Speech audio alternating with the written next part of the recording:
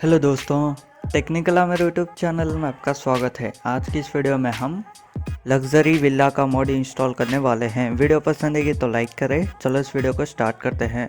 Description में link दिया हुआ है, वहां से आप डायरेक्ट डाउनलोड कर सकते हो। डाउनलोड करने के बाद आपको ऐसे दिखाई देगा, इसको एक्सट्रैक्ट कीजिए। एक्सट्रैक्ट करने के बाद मेनू स्टफ का एक फोल्डर आएगा, इसको ओपन कीजिए। ओपन करने के बाद फोल्डर में जाइए। उसके बाद GTA 5 मेन फोल्डर को ओपन कीजिए।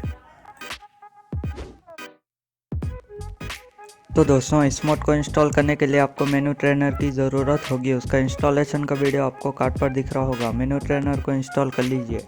मेनू ट्रेनर को इंस्टॉल करने के बाद GTA 5 मेन फोल्डर को ओपन कीजिए। GTA 5 मेन फोल्डर को ओपन करने के बाद ये मेनू स्टफ दिख रहा है ना, इसको ओपन कीजिए। ओपन करने के बाद फोल्डर में जाइए।